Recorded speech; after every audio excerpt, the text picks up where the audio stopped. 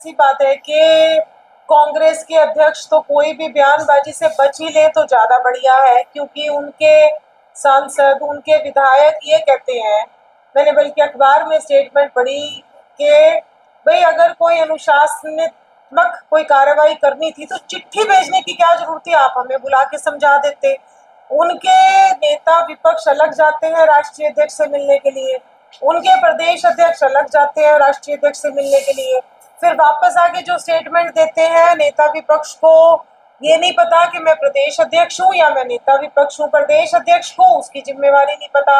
उनकी आपस का ही कोई समन्वय नहीं है, फिर उसके बाद उनके नीचे के विधायक उनके कोई कंट्रोल में नहीं है, तो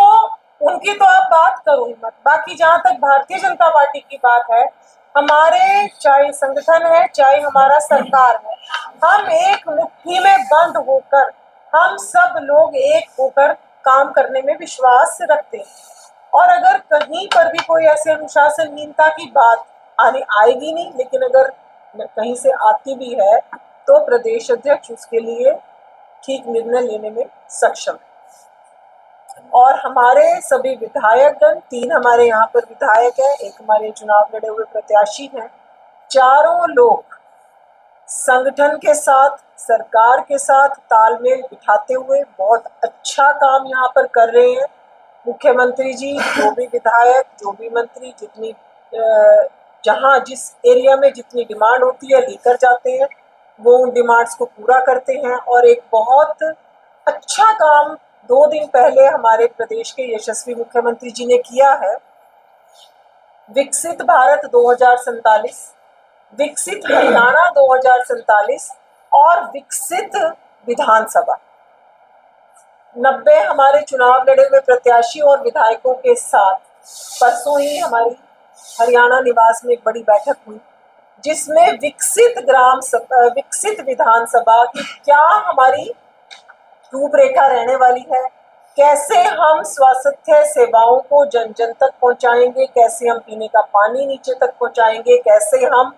ग्रीन एनर्जी पर कैसे काम करेंगे, कैसे हमारा पर्यावरण बेटर होगा। हर एक बिंदु के ऊपर मुख्यमंत्री जी की पैनी नजर है। और कैसे एक एक विधायक को कहा गया है कि अपनी विधानसभा में ये कार्य होने चाहिए, जन जन तक ये लाभ पहुंचने चाहिए। तो आने वाले समय में मुख्यमंत्री जी के मार्गदर्शन में, उनके नेतृत्व में किस तरीके से हरियाणा एक विकसित हरियाणा बनने वाला है, ये आने वाले समय में आप सबके सामने आएगा। सरकारी स्कूलों को लेकर कांग्रेस प्रदेश अध्यक्ष ने सरकारी स्कूलों के लिए भी हमारे शिक्षा, जो आप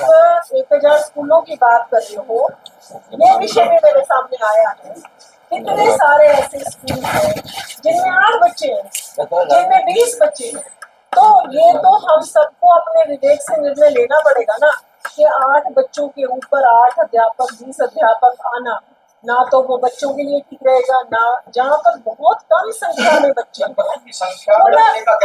उन बच्चों को उसको क्लब करके और बच्चों की संख्या भी स्कूलों में ना घटे, ये भी आगे हमारी विकसित ग्रामीण विधानसभा, विकसित विधानसभा में इस विषय को भी लिया गया है कि बच्चों को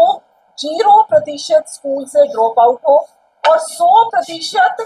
हर गांव तक लिटरेसी हो। ये भी हमारे आने वाले एजेंडा में शामिल है।